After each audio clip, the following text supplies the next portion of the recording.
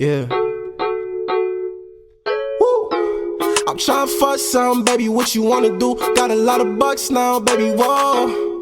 Make her ride the floor, 64 right, come and glide some on after party. Baby, we can get real naughty. Take you to the after party. Baby, we can get real naughty. Take you to the after party. Whoa, whoa. Yeah. We can get real naughty. Excuse me, my name is Kobe. Nice to meet you. See you walking with your girlfriends and they seem cool. You already know the vibes. I ain't. All right, y'all. Thank you for tuning in to another Siren Hip Hop Podcast. I'm here with Jiggy James, Kobe the God, and Aunt Kilian. We're out here in Tempe, Arizona. We're going to get to know these three a little bit more today. And we're actually here to celebrate a little bit for Kobe the God's mixtape, Summahtyme. Just came out not too long ago, dropped about a week ago. So tell me a little bit about the mixtape. It's honestly just been like years of me just saying I want to drop a mixtape, Yeah. and then not dropping a mixtape, and then I'm just finally putting something out. But it really feels good to put music out again, just to actually put it on all platforms and stuff like that. Mm-hmm. And it's the first one I've actually produced completely myself. Okay. So I would always run into the issue of having songs on it that I wanted to sound a certain way, but I couldn't change it because it wasn't my beat, something like that. Yeah. So having complete control of it was pretty cool doing that. Yeah, man, and that's awesome. You know, what you did, you put together a project in 8 tracks. We got 7 songs and an interlude, and there was really a lot going on in there. So when I first listened to it, I was sitting there listening to it, and I'm like, dang, this whole thing is a party. Like, it's banger after banger after banger.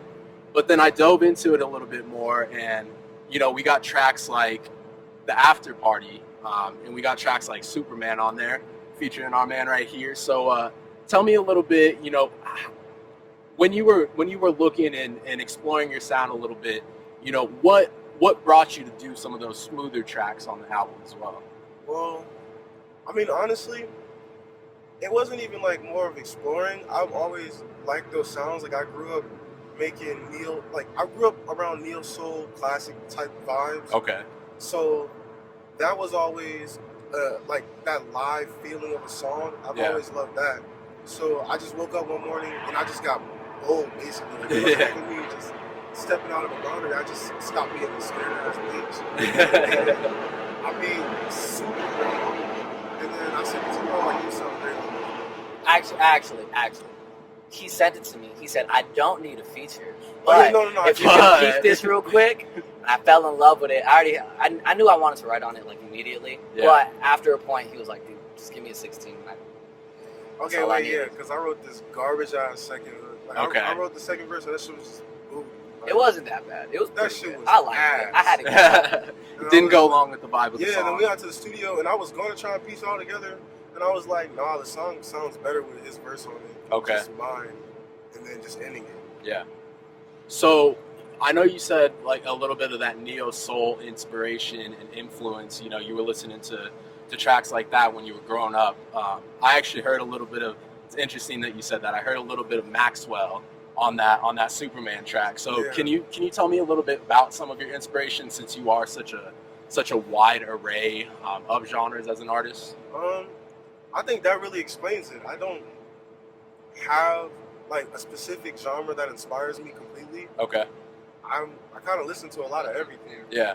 So it's weird being a rapper these days, because rappers, the best thing for you to do is pick a sound and stick with it. Right. So it's harder to be good at making different sounds and stuff like that. But with my inspirations, I would say just good music in general. Yeah. Just anything that sonically is pleasing, it inspires me. Absolutely. And on top of that, it helps that he sings like a thug angel. He really does, bro. His voice is so crisp, dog. Yeah, it's weird because you see the contrast in like songs between me saying like, "Oh, I'm gonna punch this nigga in his face," and then I'm like singing the girls. That shit don't always work. Right, So it definitely doesn't. You can't do both sometimes, but it was me putting that song on there was actually different because I've never made a song completely from scratch that I was singing on, and I was comfortable with me completely singing on it and not rapping. Because usually, like, in other songs where I sing on it, I'll rap just in case, like, if people don't like the singing, all right, I'm still You got rapping. some bars on there, too. But then I was just, it was like a leap of faith at that point. And it definitely paid off for you. So, you know, the first introduction I actually had to all three of you was in LA at the Heatwave show.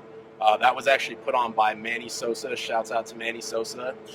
But tell me a little bit about that show. You know, we were just talking about it a little bit. What kind of experiences did you have there, and what did you take away from it? It was just cool to meet a lot of the people there, because a lot of those guys, I like follow them on Twitter, and like we'll interact on Twitter, but I don't know why people just don't even notice me when I see them in person. Yeah. So I saw them in person, and they were like, "Oh wait, you're that guy." And I'm like, "Yeah, I make music." Yeah, exactly, exactly. Because like I said, I hadn't been dropping music, so it's not like people would know me from my songs. But it was cool seeing, like, just a bunch of guys that I've already known, but just meeting them in person. Yeah. And it's still being a cool vibe with them. It was cool on my aspect, because I was a fan of, like, a couple of those guys. Like you said, like, they're all over Twitter. Yeah. So, like, seeing some of them in person, it was cool. Like I saw Jalopy at a Currency concert, like, months ago. Yeah. I was like, this guy's fresh. I followed him on Twitter. And then now he wants beats. And I'm like, hell yes. Yeah. Plus, Jalopy looked bigger on Twitter. Jalopy looks bigger on Twitter. He looked way bigger on Twitter. That's funny, and man. Capo don't look as big on Twitter. Yeah, no, Capo was so... That's true. Capo do not look that big Hey, on Twitter. I did not expect that man to be taller than me. I'm like 6'4", and he walked up to me, and I'm like, oh, damn. The first time I saw him, I was like, damn, I'm looking up at this nigga. Like, right, exactly. Yeah, bro. But it was definitely a good vibe in the building, you know. And honestly, you guys specifically brought a lot of that energy. And, you know, like I said, I wasn't all too familiar with you guys before that concert. I had actually followed Kobe the God. I followed him on Twitter as well. Didn't recognize him, just like you said, until he came up and introduced himself. We started talking, chopping it up a little bit. But one of the first things I immediately noticed was that you guys were not only riding hard for each other while you guys were performing, but you were riding hard for everyone else too. You guys were in there turning up, dancing, keeping the energy up. So tell me a little bit about, you know, what does it mean for you to keep the energy up as a performer, as a spectator? What, you know, where does that come from? I mean, we've done like shows where there's nobody there, so it's just boring as fuck. Yeah. And that shit's lame when you're on stage and everybody's basically dancing, ignoring your set. Yeah. So, I mean, I think it's kind of we never even said anything about it, but it's kind of like an unspoken thing. Like if somebody's performing, we're going to show the love, but we're going to make sure you're getting the attention, right? At least for your set. And it's important, not even for like them. It's nice for you. Yeah. To keep it real with you, it's so much better to have a good time the whole time instead of just like sitting in the back like, when is my set? Yeah, exactly. It's boring as fuck. Like to just sit there and ignore people's music. Because some of those guys are very talented. Yeah. Oh, absolutely. A lot of those guys are I don't very think there was talented. a single bad artist at that show. That's what I'm saying. Everybody, I would agree. Yeah, everybody was cool. And it's important to ride for people simply because, like, you want them to ride for you. Yeah. Very true. People hold that shit in their heart. Yeah, like, it's important to show love because as far as you know, like, this might be the only time you see this person. Right. And, like, you want to leave a good impression, a lasting impression. Let them know not only are you a great artist, but, like, you support great art as well. Right. It's not all about, you know what I mean? Absolutely. And you're a real individual. You know, you're not just this image that you're putting up on Twitter or anything like that. You're gonna go, you're gonna mess with them, you're gonna pay your respects because you know they're putting in work, you're putting in work as well. But one of the things that you said specifically, Kobe, when you went on, you were like, there was like 6-7 people on the in the performance area, and you were like, y'all come over here.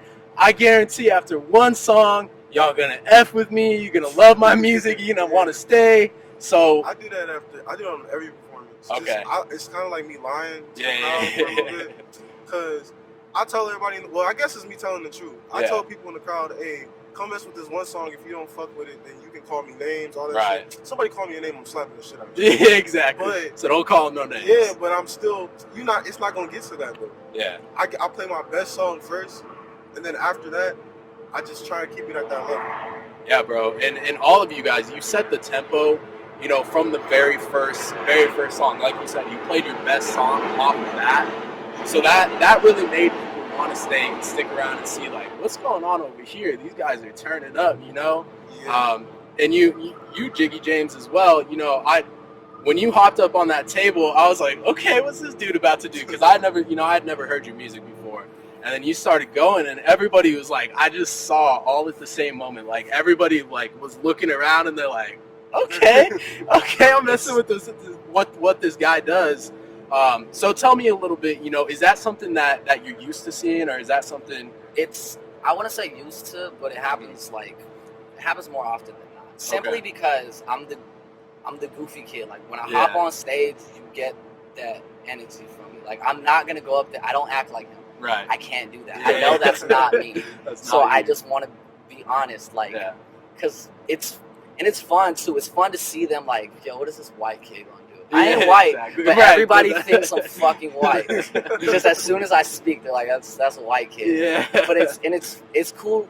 It was cool to see them like react, because like I'd say a line that like everything's in my house. I record everything in the house. Okay. Every beat I make is in the house. So to see somebody like, yo, that's that shit. Something I made in my mama's living room. Right. Bro, that's fucking hard. Right. That's the greatest feeling in the world. Yeah, that was pretty cool about being there with a bunch of rappers too, because like a lot of times when you're performing in front of fans, some shit really does just go over their heads. And right. That's okay. For sure. It's perfectly fine. Yeah. But rappers are gonna catch everything. You're not getting shit past the rapper. Every bar, every subliminal. So when if I say some shit, they're like, oh shit, like damn, that was tough. When he say some shit, like, oh shit, he going in. Right. So you get that kind of recognition. And like, even to piggyback off what he was saying, like, me and him, we don't perform the same. We have two different styles of music, and he's never been like the guy that tries to do what I do on stage. Yeah. But that's why it works good together. Because if he goes first, he has some chill vibes, and I come in, I turn shit up. Mm-hmm. When I get on stage, I command the room. When he gets on stage, he's like, I don't even care. You're gonna enjoy this. Yeah, you're gonna listen to me and you're gonna like it. Yeah, like I don't care anymore. I'm here. We're gonna have fun. Absolutely. When I get on stage, it's just like, hey, give me that attention. Chaos from number one. From number one, jump. Chaos. And barely see it coming.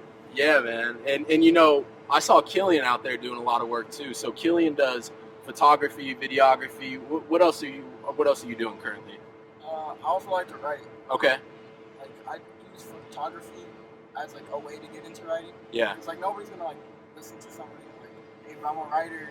Come read this real quick. Yeah. You know, you're gonna be like, hey, I make videos and I take photos, but I also write. YouTube videos? I also write on the side. Yeah. Right. Yeah, man. And I saw I saw some of the sets that you put up after the show, and you do a lot of really good work. So, you know, we were talking about some of the editing process and that sort of thing. So what, you know, just to piggyback off of one of the questions that I asked these guys, what are your inspirations in that space specifically?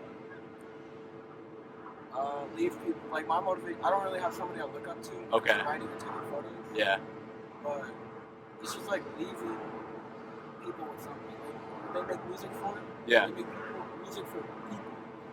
I want to be able to like take photos and video, and I want you to watch it and then leave with something. Absolutely. Same way I want you to write it. Yeah. I want you to read it and make sure that you leave with something. I want you to just positive. Yeah. My photos, I don't really like take a lot of. I want to say bad photos. I just say a lot of like in the moment. Everyone's good. You know, everything's in the moment. Okay. I don't want something to be like planned. I don't want something to be like scripted. When it comes to photos or videos, I just want to make sure it's them because it's their music. It's their people that they're trying to connect to. Yeah. Whoever I'm filming, I want to make sure it's them and not something generic. What I've always appreciated about him as a photographer and a videographer is, like he said, everything is in the moment. Mm-hmm. There's nothing worse than going with a photographer. He's like, hey, can you stand against that pole and like right here, angle yourself? Like, all right, now put your hand on your chin. Yeah. What? Like I'll be smoking in my garage and he'll be like, hey, look at this picture I just took of you. I'm like, all right, this is my album cover. Yeah, exactly. And so it's hard to fuck up the moment. That's true. It's really easy to fuck up the moment, and he catches it every time. And so, have you always been Was your start in the music space as far as photography and videography, or did you start out with something different? I always wanted, so at my school, we had like this like MTV type thing. I Okay. always wanted to write scripts. Like that's where the writing came from. I wanted to write like comedies. Like I wanted to be a stand-up comedian. I wanted to do all that. But I got kicked out of the class a month in. They told me that what I was writing was too like, it was too weird and like we can't play that on our YouTube channel. Right. So they kicked me out of the class. Okay. Or they kicked me out of the class, and then I tried for another class, and they kicked me out of that one for graphic design. So I didn't even get a chance to learn how to edit. Everything I do was self-taught. Okay. So it was really like I never like went to school for it. It was just being around them because like they never had somebody to take photos of them. Like, Right. It was very like I remember Zeke back then would, like have photos of just random pictures that he would take from school. It's just some random shit that he would take a photo of. Yeah. I was like, I want to support them. Like those are my friends. Like I'm not getting paid for this. Absolutely. Like whatever comes with it comes with it. Like taking photos, like I said, taking photos. I want to be a writer, but whatever comes with photos comes Right. with photos. These are my best friends. Like, Yeah. Terrell's a hard worker. He's not here right now, but Mhm. I take photos just for them. To them to be out there. For Okay. them to be free. That's awesome, man. And that's where I feel like a lot of the genuineness in your work comes from, is because you're out here doing this for you and your homies. You know, I don't know your guys' history together, but it sounds like you guys have known each other since high school or since, you know, Middle school. for quite a while. Okay. And And it's pretty lame because like when you got people like him that are actually like creative people are fueled off of their own energy right. and the vibes around them. So it goes to show you how lame it is in school when you got somebody that actually is talented. They get Exactly. kicked out of the class. They It's don't get too to real for cultivate that TV. shit. Yeah, exactly. Like, what do you think people are really? Nobody's out here just taking headshots all fucking day. No. Like, no, people are out here being creative. You gotta let people be creative. And it's lame that they don't let people get that out of their system. Mhm. It's not even like, it's like they're not even, those creative courses aren't even there for people to engage in that creative side of themselves. It's just there as a number on a sheet that's going to give you a grade, and that's it. Yeah. And it's weird, but And honestly, that's been happening to us since middle school. I met him. yeah. I met him in band. Like we were in band class together. He was Okay. playing drums. I played piano and bass. I was in our jazz band. I got kicked out because they had fucking early morning shit. Yeah. And so I'd show up like half asleep, and it's jazz, so I assumed I could play jazz music. They're like, bro, you're not reading like what's on the paper. Yeah, and Yeah. I don't even know how to fucking read like sheet music. Okay. And I was still in there keeping up with. Honestly, my favorite movie of all time is Drumline, and he couldn't read sheet music, and I felt like I was. in That was Drumline. you. Okay. So, No, like- and he was just as good as everybody else that was reading. Mhm. And that's what it boiled down to. Because like I said, like I played jazz piano. I know how to play my piano. Yeah. The fact that I wasn't allowed to play jazz music in the jazz band like threw me off. The fact that he wasn't allowed to wild out on the drums like he was supposed to. Dude, they tell you 1, 2, 3. I wasn't Right, even like. right. I wasn't even allowed to play the drum set because I didn't know how to read sheet music. That made And no there sense. was a kid named, I'm not even gonna say his name, but there was a kid that he was just as good as me, Okay. and Wow. he knew how to read sheet music, so they let him play the drums. So it was just like I have no feelings about that. I don't like. He was just as good as it doesn't take anything away from me. Right. But it was just like, bro, like we could have switched out or some shit. Like, Yeah. It just but they do shit like that all the time. They don't let people cultivate. they'll Their do creativity. that until time's over. Until time is over. Yeah. And that goes back to like everybody being in formation and conformity, and you know, not to get super off topic, but you know, I get exactly what you guys are saying, because you know, sometimes the creatives that come out and they become the people that are like your superstars are the kids who got kicked out of band in high school. They got, you know, they weren't allowed to do photography in high school or middle school or whatever it was, and a lot of the times they use that as motivation as well. But you know, that's a whole nother thing. That's a whole nother thing. So if you guys could tell me a little bit, when did you guys get introduced to music? Was it in band together, or Well, I or know making music? I know I've been making music since like my mama was the worship director at our church. Okay. We used to be a part of the church. We grew up in the church. It's just how Yeah, it yeah. is. My mom was worship director. My brother was the worship leader. My dad played bass. He ran sound. So it's always been in my life. Like my fun fact, my grandpa produces for Fox Entertainment. He makes songs that end up in movies. Like, he's not balling, but he gets that work done. Like, and it's so, that's all I mean. Like, it's just, yeah, exactly. It's been in my life since I stepped out the womb. Like, Temptations, Jay-Z to Cypress Hill. Like, just give me something hot and I got you. And I'm gonna listen and exactly. I love it. Exactly. I don't know about for me, I grew up in Detroit, so like it wasn't a lot of like music being made in my house. It wasn't a lot of people around me that was making music. It was just a lot of bullshit around. But there's so much inspiration in that city and so much music from that city. Like, you can't help but hear it and enjoy it. So I mean, that kind of is what sparked it for me, just being around and hearing it. And I could sing. So as a kid, I would be singing and like everybody like, oh, you sound like Usher. I'd be like, I don't sound like Usher, but Usher sound like me. He did used to sound like Usher. I dance better than that nigga. Nah, he did have better moves. So it just like, it transitioned into me trying to find my voice. I didn't want to stop making music just to focus on completely trying to find my voice. So I was like, I'll rap, because a lot of these singers don't write their songs either. True. I just became a rapper instead, and singing is, I still sing all the time. Right. I just like rapping more. Okay. And honestly, what stemmed me and him making music was, I met him in the 7th grade, but we had homeroom in the 8th. So we always did the annoying ass making the beats on the cafeteria table. We were the annoying kids, but honestly, the class loved it. They'll talk shit. They'll talk shit, but we went so hard, bro. We used to do Snoop Dogg, drop it like it's hot on the table. That's fucking love. Grinding by the Clips, like those were the two go-tos, and we rap all day for no fucking reason. I had a studio at the house. I was barely learning how to produce at that time. I couldn't believe how much shit this guy had. I had so much shit. When I first met him, he was like, oh, I got a studio at my house. Like, you should come by sometime. I'm like, all right, cool. Whole summer passes. I don't even say shit to this man. Yeah. And then I see him the first day of school, and then, like, even then, it took me, like, 2 weeks to come and actually meet up. Then I got to his house. I'm like, oh, like, he actually has shit. You got it like this? Yeah, I'm thinking, like, he just had, like, a mic on his computer or some shit. And the cool thing about Evan was, Evan always sounded good.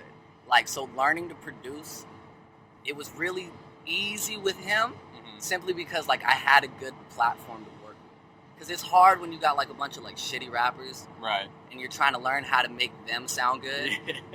When you got somebody that already sounds good, and you just got to learn, like, the basics, you're like, oh, okay, so this is all I have to do. Like, even when I produce them to this day, I don't do much. I don't like adding too much to my records. Okay. So what I've always appreciated about his voice is it could just be one layer. Yeah. Like, he told me, like, one time, we were doing this crazy-ass rap song. I was like, bro, you need ad-libs, backups? Like, what are we doing? He was like, nah. And I just remember I still listen to that song. If y'all have SoundCloud, go to a song called, what was it, Party? Oh my God. That was when I knew this motherfucker had it. Because, like, I always knew he was, like, better than us. Right. But I knew that there was something special as soon as I heard that song. Yeah, Party. Was it like auto-tune was about to add to it? I was gonna add reverb, auto-tune. I was just gonna do what, like, I'm supposed to do. Yeah. It's like, keep it dry. And it's one of my favorite songs. Let it stand on its own. Yeah. It's got the most plays out of all my songs, too. Really? I think it's on like 60,000 plays right now. And it goes to show you don't need much, man. Just nice voice and good beat. Very true. Still want me to make music like that, too. So tell me a little bit, I was actually going to ask about that, your SoundCloud presence. So are you, before this mixtape, did you have any projects out as well, or are you just dropping singles at this point? Okay, so this is, realistically speaking, my 3rd project. Okay. 3rd or 4th. I dropped one called Traffic Music. Yeah. That's when I was going by the name Traffic at that time. Okay. It's good. Like, it was amazing. 3 F's and a K. Traffic! Yeah, I thought that shit was tough. And then after that, I kind of transitioned into being Kobe. Okay. That's my middle name. Oh, okay. So I had an EP called Kobe over there. And then there was this... Oh, wait, no. This is 5 then. Yeah, 5. So then I had the Ugly Tape. Oh, I designed this like little logo in it and shit. It was dope. And people really still listen to that, but it's not up anymore. Okay. And then the Ugly Tape too, but that's like we're talking about like my sophomore year in high school. Mm-hmm. So since then I've just been dropping singles, and other than that I really haven't been making like a lot of music that I put out. I make music consistently, but just dropping it, you just gotta know when to drop it. You gotta know if it's the right sound, right time. And I just wasn't feeling it. Yeah. And the fact that you have a catalog behind you as well. I don't count that shit as a catalog. That shit's garbage. You think in my opinion, that shit is hot ass. Your man over here is saying different. I love that They like stuff. it, but like to me, that shit is, you know, like when you level up. Yeah, look exactly. at that shit, you're like, what the fuck was I saying? And you're gonna be your biggest critic always. Exactly. Yeah. So like, I don't even like really speaking. I rarely ever go back and listen to any of my old songs. Okay. Rarely. A lot of people do go and listen to those songs, but just me personally, I usually am more intrigued by the shit I'm making today. Mm-hmm. Like the shit I made today, I'll listen to that shit forever. Right. And I think that's my biggest issue. If I listen to a song 50 times in one day, I'm not gonna like it by the end of the day. Very true. And I'm sure it also has something to do with more relevancy at this point, because I'm sure you're not the same person you were your sophomore year. So the music has evolved as you've been evolving as well. I was being toxic. You were being toxic? I was being toxic. What were you talking about? I was writing songs about girls that were stupid, but I was just making them songs just to get some ass. I was talking shit like, oh, I'll introduce you to my brother. Bro, my brother don't give a fuck about no girl. He doesn't care about you? I was just talking at that point. So I think I've grown a lot, but I think my biggest issue has been that I haven't really cared about promotion. Okay. That also goes into why people see me and they don't know who the fuck I am. True. Because I'm not, like, I rarely post pictures. He's the reason I started posting more on my Instagram. Okay. Because I wouldn't have pictures. And if I had pictures, they wouldn't be good. Mm-hmm. So then he starts taking these crazy fucking pictures of me, and I'm like, well, of course I'm gonna post these shits now. This. Yeah. And I'm getting a lot more activity on my accounts and stuff now, but it's actually helping me when it comes to people seeing my face, knowing who I am, and then attaching that to some music. Okay. Before that, it was just people hearing my songs, because people were listening to the songs, but people would hear them and then they see me and be like, "Oh, you're Kobe." Right. I'm like, yeah, nigga, that's me. What did you think it was? So it's this man right here. Yeah, it's always been that big ass issue of that, but that's kind of died down more. Mm-hmm. Now today, I just see a lot more of people, like, they'll see me and be like, "Oh yeah, I fucked with that new song," and that'll be the end of it. Yeah. And so, you know, given that you just had the mixtape come out, I know you guys performed out in LA. Do you have any plans for upcoming shows? Well, we're kind of going to be like following the whole heat wave thing. Yeah, for sure. That is for sure, but I'm kind of trying to hit up some of the artists just to see if they'll let me come out and do like a 3-minute set before they go on type shit. Okay. But other than that, I don't really have anything planned. We're really working more on like some behind the scenes kind of shit. Okay. Trying to focus on. I might put out a deluxe version of the tape, which is like some different shit. People never put out deluxe of the mixtape. Right. So I might do that, or I might just start working on a new project and just keep that consistency going. Yeah, don't make it another 3 years this time. It's not gonna be. Bro, every time I would ask him, so it was like December. We went to a party. We went to a New Year's party, and I was with him, and he had aux, so like he was playing music, but people kept coming out to us like, "When's the tape dropping? When are you dropping music? Blah blah blah." And he's like, "Oh, in a month. Like I'm working on it. He's almost done." And I would come talk to him, bro. I was like, "I know you're lying, bro." Yeah. Bro, you don't tell me that. Why are you fronting for these people? I'm not even gonna lie. It wasn't until I realized people like kind of caught on to me just lying to their face that it made me actually want to like. I had Terrell, like he was like, I had said, I'm dropping the tape in like a week, and I didn't have a single song. Okay. And he was like, "Man, you're not dropping shit." He said that for the past, I don't know how long, and I'm like, okay. Gassed you up a little bit. Maybe I should go make some music. Right. And then did the whole tape in a week. So wow. we just went to the studio. I blocked it off for 3 days, and we just went in and just what we came out with is what we came out with. Did my verse in like 15 minutes. Yeah, and it was. I moved really fast in the studio. Yeah. And I think if you ask any engineer I've ever worked with, they'll tell you like a lot of artists they'll take a lot more time to do a verse or a lot more time to complete a song. Mm-hmm. But if I have my verse finished, I'll go in there and I'll do that shit like in 3 or 4 takes max. And we'll be just working on like getting the sound together, mixing and shit like that. And so, are you guys still cooking out of Jiggy James's parents' house, or how? We're doing both. Studio. Okay. It's about. I stay at the crib simply because all my equipment's there. Right. If I ain't gotta pay nobody, I ain't gonna pay nobody. Like that's how I felt about it. Like, but I know it is nice to go to those big studios. Like I've gone to big studios. Yeah. The problem is I start engineering. Okay. Like at least on my aspect of it, like I can go in there and like I could sit, do a verse real quick, but after a point I'm gonna start being like, hey, you should have him redo that, you should cut this, you should start doing that. And the reason I like being at my crib is because I'm in charge. There's nothing worse than telling an engineer like, hey bro, can you have him do that again? He's like, nah. Like, excuse me? Yeah. All right, cool. The only reason I ever even go to a bigger studio, because his studio, it gives me a good sound. Right.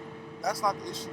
If it's there's like a certain level that you can get out of going to a large scale studio. True. That you can't get in your home. Like just simple shit like people coming in and out, getting quality recordings, like just noise and shit like that. Yeah. So if I go to a bigger studio, it's not because Zeke is garbage, I don't need to fuck with him. No, it's just because I'm paying for that extra.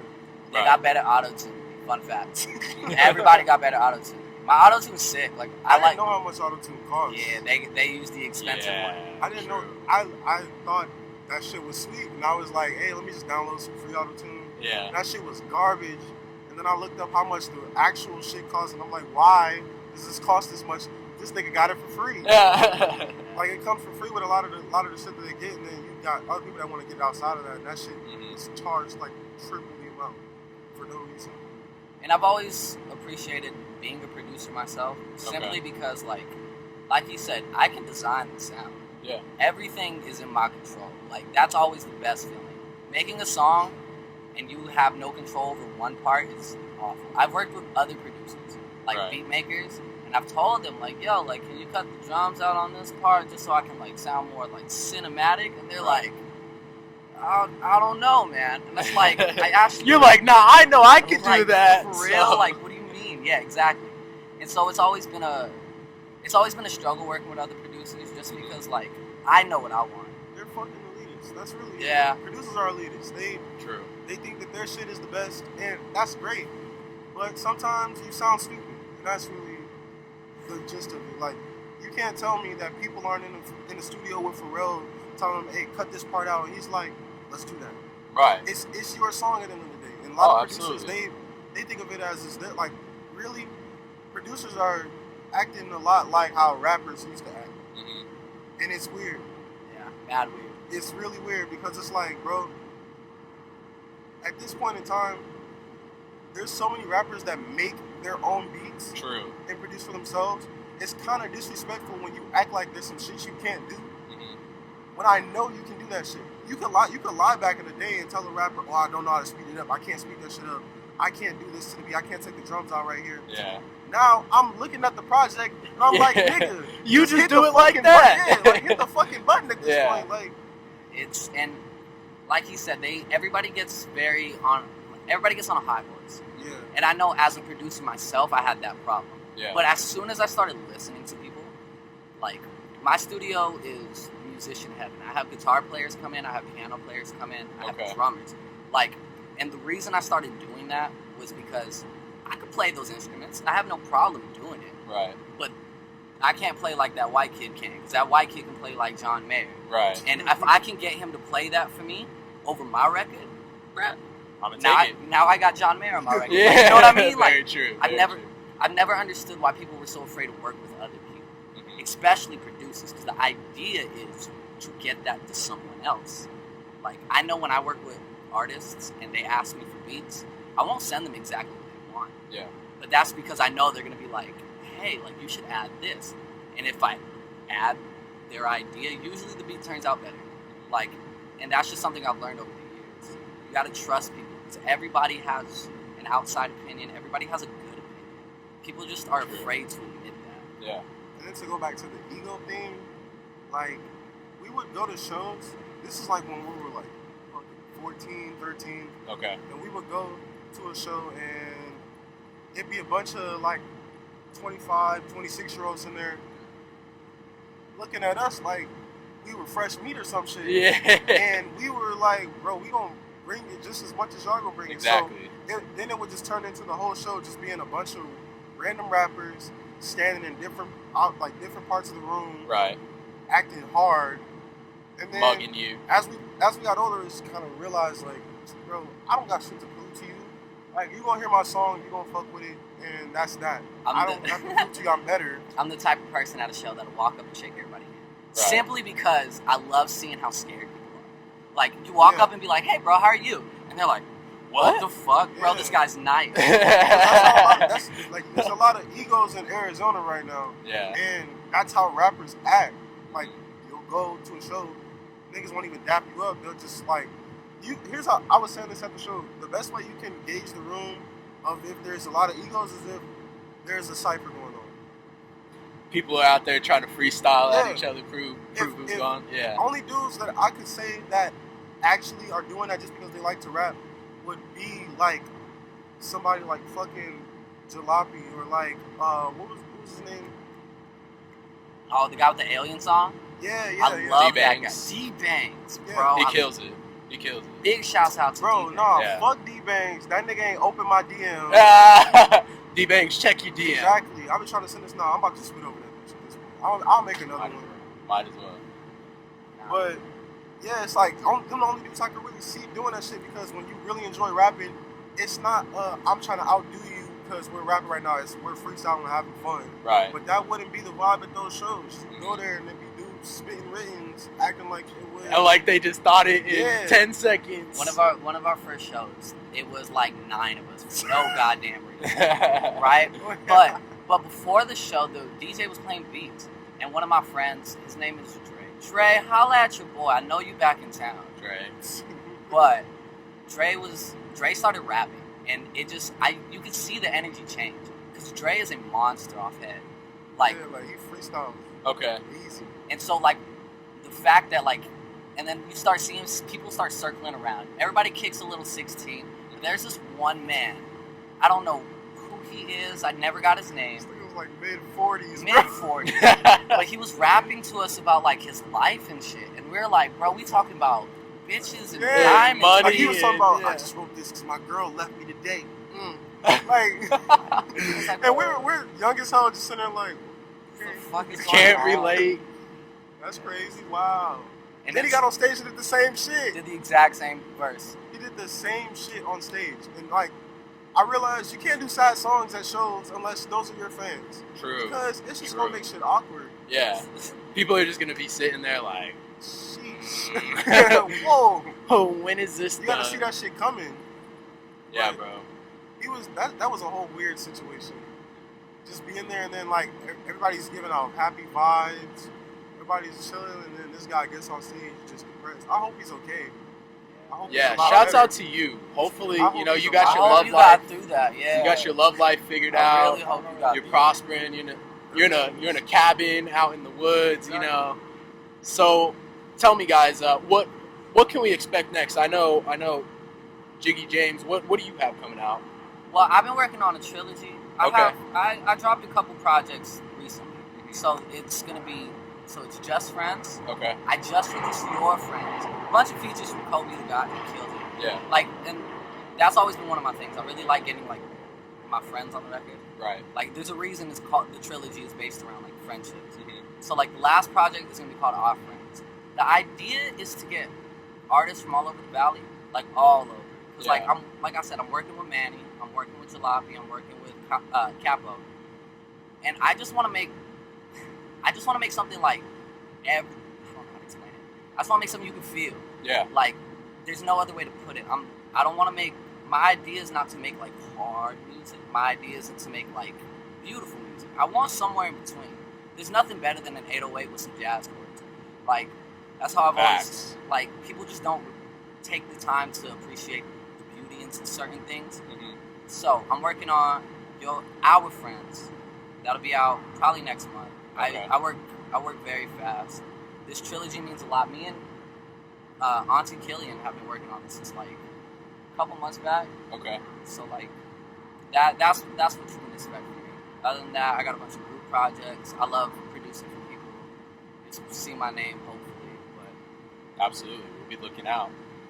Kobe, what do we got going on next?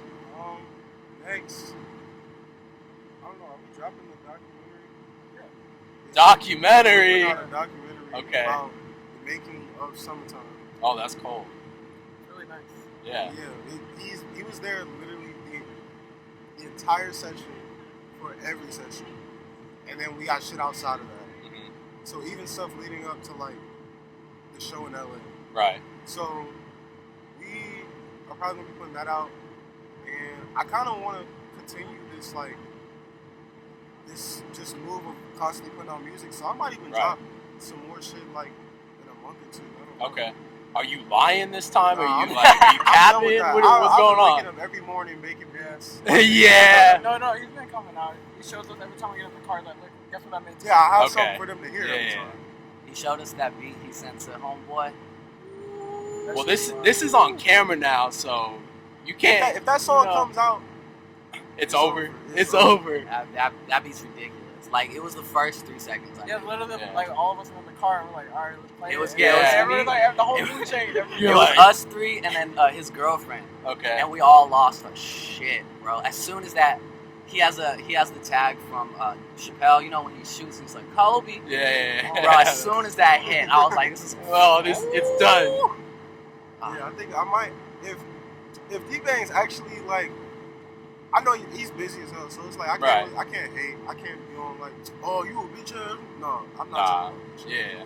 If he gets the chance to get the shit, then I'll send it to him. We'll probably put that shit out. Okay. But if not, then I'll just do it myself or get somebody else on it. I've been trying to get that beat since he showed it to me.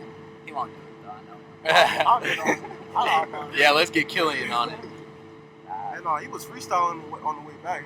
Honestly, me and Kilian got a mixtape. He was murdering some shit. All right, when is that coming out? I don't know. I might hit a little blonde on it. All right. What y'all say, like fucking August 42nd? I don't know. August 42nd? No. February 31st. February 31st. Kilian did just say he wanted to, he was telling me back there a little bit. He wanted to pull Frank Ocean. He wanted to put out a classic on y'all one time. Go into the woods, escape into a little cabin, and then maybe drop some Blonde a couple years later and dip. Grammys, done. So. I got something in the vault. I got one song in the vault. All right. No, every last one of our friends has a song. Yeah, we all make a song because it's that vibe of just being in his house and we're bullshitting. We have a friend as a producer. And like, you just get that free chance to become a rapper just for 3 minutes. 3 minutes. 3 minutes. I can say whatever I want. He'll put some auto-tune. I'm like, all right, this sounds cool.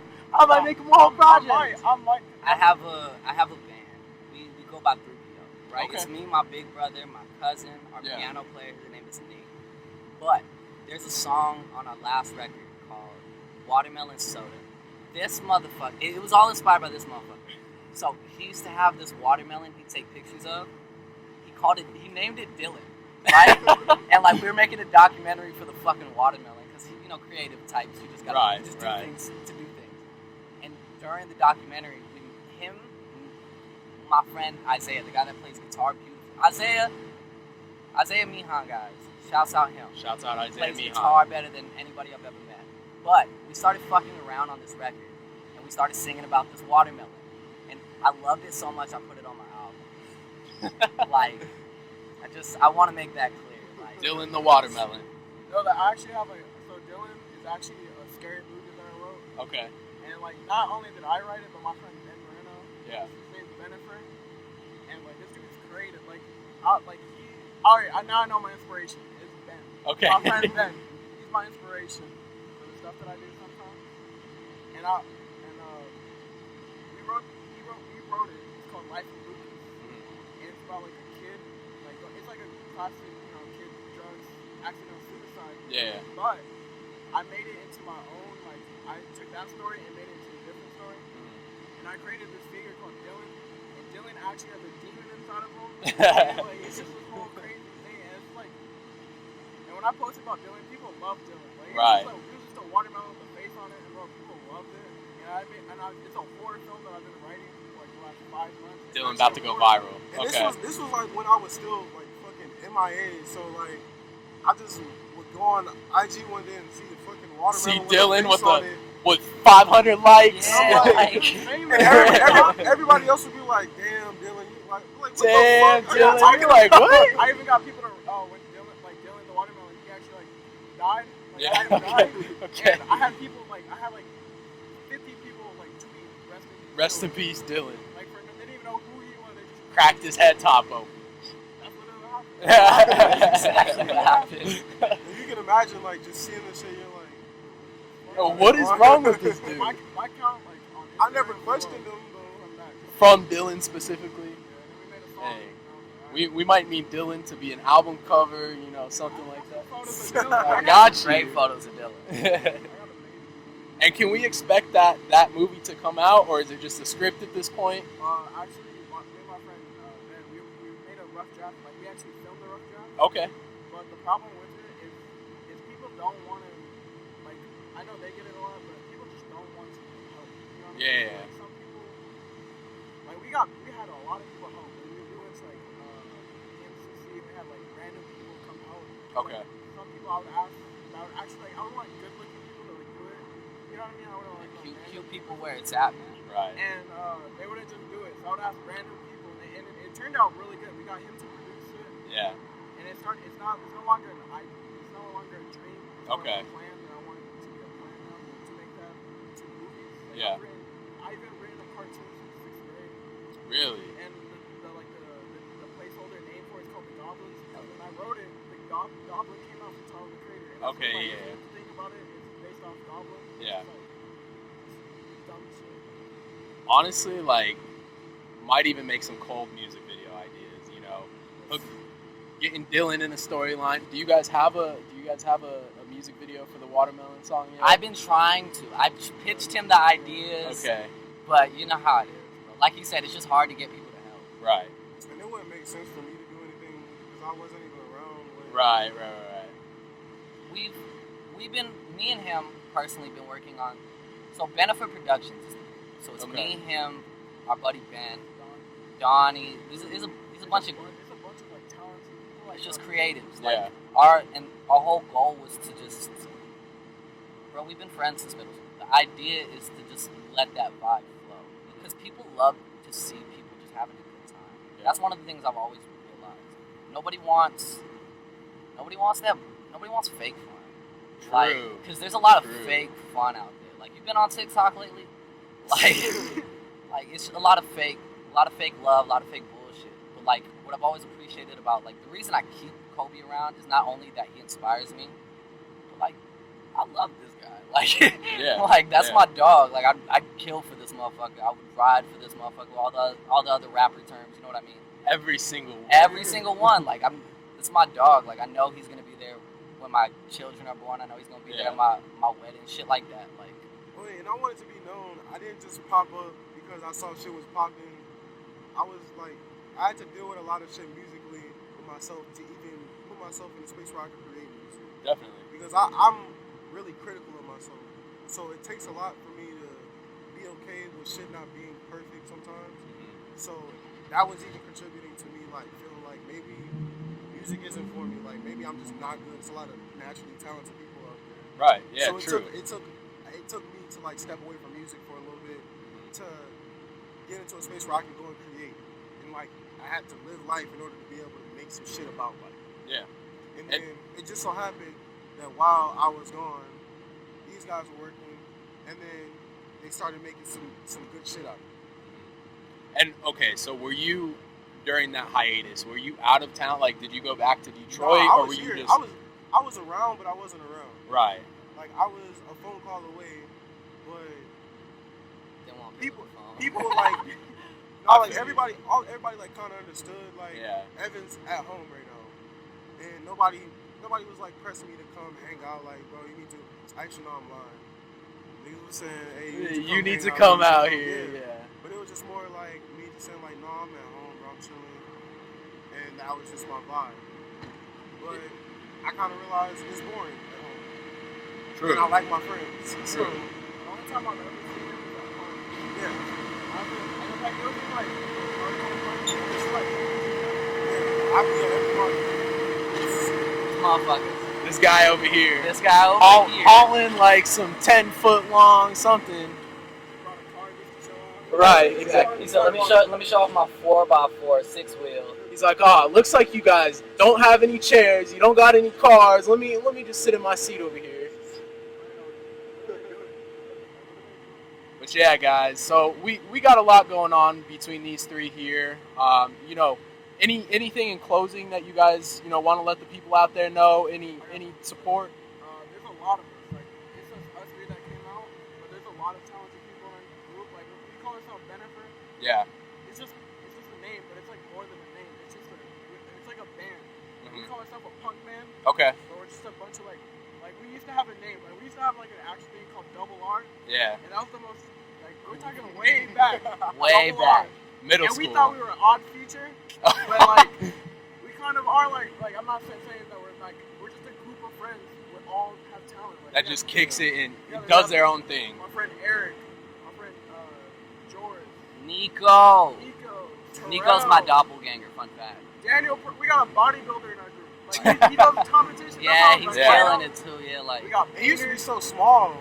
Yeah, like boy yoked up quick. Boy yoked. We have so many people with talents. Like I know my friend Rudy wants to do tattoo. We got Ben that just want to do fashion and writing. We got Eric that want to do photography. We got my friend Joris who does painting. He paints on jeans. He does fashion. He does poems. Like we got people so talented in our group. It's not just us, them. Like, they make. And if I can say something, love your friends while they're here. Yeah. Appreciate who you have around. Because as far as you know, this could be you never know. That's all I'm gonna say. Because people go. That's just a fact of life.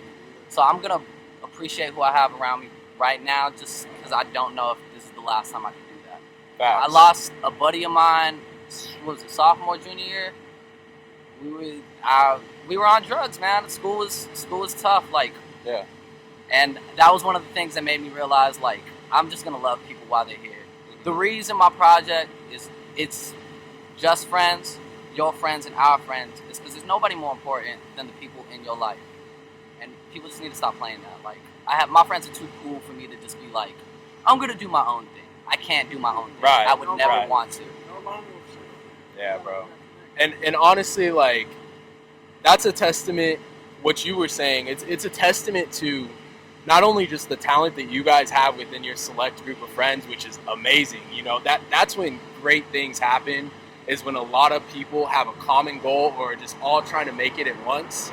You guys are going to pop off eventually because you guys are all doing something to get up there. But aside from that, that just shows how much talent there is in Arizona, because there's so many creatives out here, from rappers, photographers, producers, videographers, cartoonists, whatever it is. There's so there's so many people out here just trying to perfect their craft and trying to make it. We really just need the city to show up. Absolutely. Outside, everybody's doing their best. Yeah. We just need people in Arizona to come show love. And it's not we're out here trying to charge people an arm and a leg to come see us perform and shit like that. Most of the time, $10, bro, if anything. Exactly. You spend that on a movie ticket. Right. Come enjoy some music. Man, you spend that on Chick-fil-A. Every day. Every day.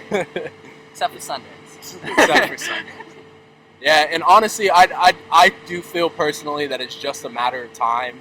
And that's why I started the platform that I'm doing right now, is to just give you guys a platform and for everybody to be seen. Because there's a lot of crazy and great stuff going on out there. I just don't think there's a proper exposure to it right now. But honestly, it's a matter of time. everything's coming, especially for these three over here and everybody else involved with them. But I thank you guys so much for coming out and being a part of this today. Nah, for real. Yeah. Nah, bro, this shit is beautiful. Just see, it takes a lot of heart for somebody to just say, hey, I'm going to just go after this. And you come and do it by yourself. You just like, fuck it. Somebody's got to start somewhere. Yeah. True, bro. Always. It's crazy. You're talking about us not getting support. Like, people are like, you're kind of like, you're going to do it, bro. Like, Yeah. You're stressed about it. Like, mine look rough now. Like, it's rough for me. Like, I'll take a picture on this camera. But it's all about talent. And, like, you know how to talk to people. But even like, I barely introduced you. You talk to me right away. And you're like, hey, bro. Like, I felt like I've been talking to you for 10 years. Right, we've been homies for a while. It's so easy to talk to. It's just like, it's just not a lot of people like that. Like, bro. It shows. It's not a lot. Very true. That's a great talent that you have. Like, Yeah, I came up to you, you shook my hand. Yes. You don't know how many fuckers I walked up to and they were like, Yeah, like, What is that? Even when we were at the show, like, you notice when I come into the room, I speak to everybody in the room. Yeah. But it wasn't that vibe from everybody else. Everybody else Doesn't in the get room was just reciprocated. you were the only person talking back to me. Like, Yeah. You're good. Generally, like, you talk to us. And you're going to be good for everybody else. I appreciate you guys. nah, you stay That's blessed, love. man. You enjoy yourself. All right, y'all. Well, thank you for checking us out today. SoundCloud links, Apple Music, Spotify, Instagram, Twitter, YouTube. It's all going to be in the bio, so check it out, guys. Thank you so much.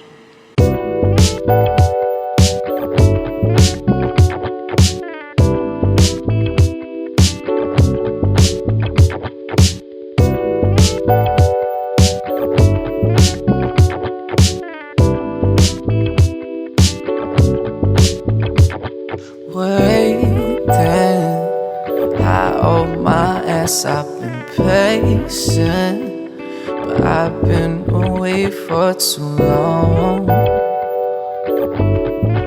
wrote you a new song, I try to tell myself I love you, but me and you know that's a lie. You say that I could be your boyfriend.